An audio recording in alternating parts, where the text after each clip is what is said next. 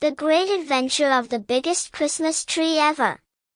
Once upon a snowy winter's day, in the cheerful town of Tinselville, the townspeople had one big goal: to make the most gigantic Christmas tree anyone had ever seen. Not just a little taller than the others. No, no. They wanted a tree that would be as tall as the clouds. They called it Operation Biggest Tree Ever, and set out on a truly unforgettable adventure. The town mayor, Mr. Jinglebottom, got up on a big crate in the town square and announced to the crowd, "People of Tinselville, we are going to grow the largest Christmas tree in history." The townsfolk cheered. The kids started dancing, and even grumpy old Mr. Blusterbottom, who hadn't smiled in years, cracked a grin. But there was one little problem: finding a tree big enough for the job. They scoured the forests and the hills, but every tree was just too small. Even the biggest trees looked like tiny twigs compared to what they had in mind. Then one little girl, Lucy Lou, raised her hand and shouted, "Why don't we grow one right here in the town square?"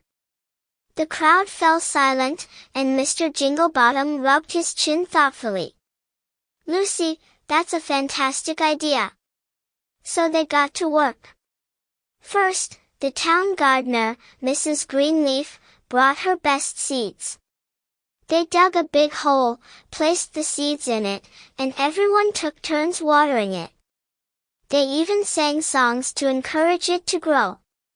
But after 2 whole days, there was just a little sprout sticking up.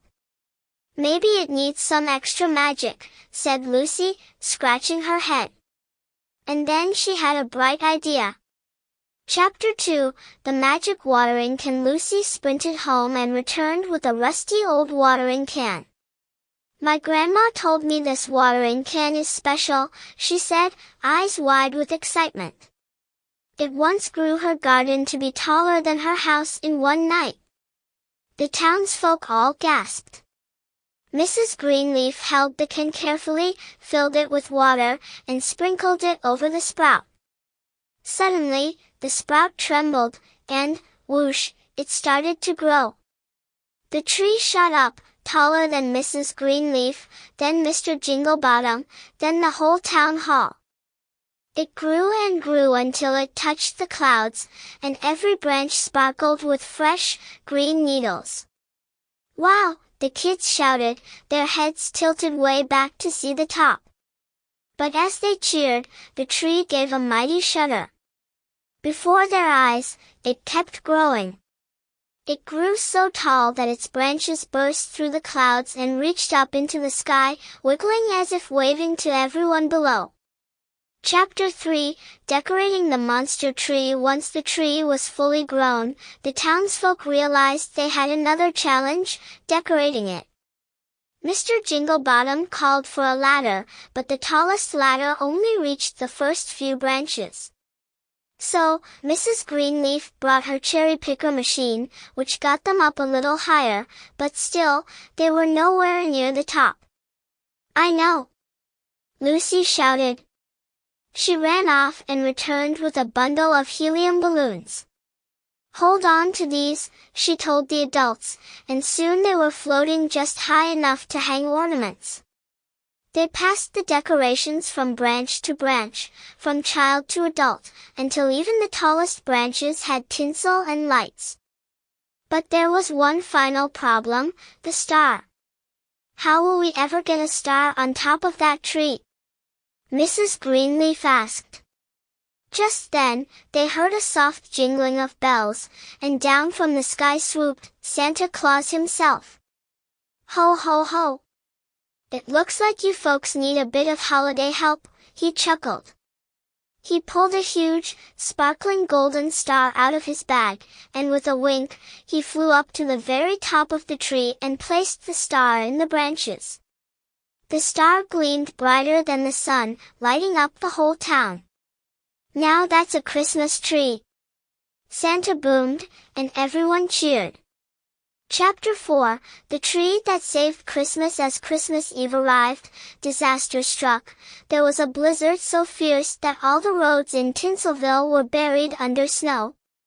"Oh no," cried Lucy. "How will Santa deliver the presents now?" But clever Lucy had an idea. She ran over to the giant Christmas tree and whispered to it.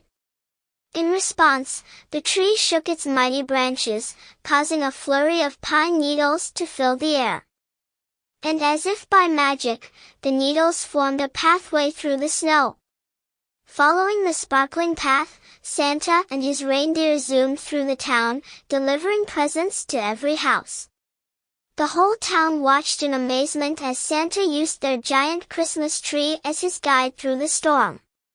Epilogue, the tree that kept giving. The people of Tinselville didn't want to take the tree down after Christmas, so they left it up all year.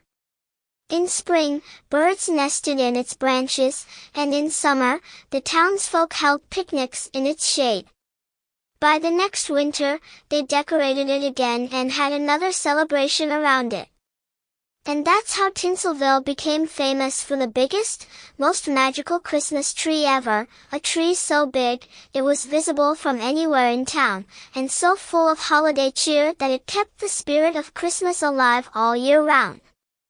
And as for Lucy, well, she became known as the Tree Whisperer of Tinselville, and every year, she made sure their tree shone brighter than ever before.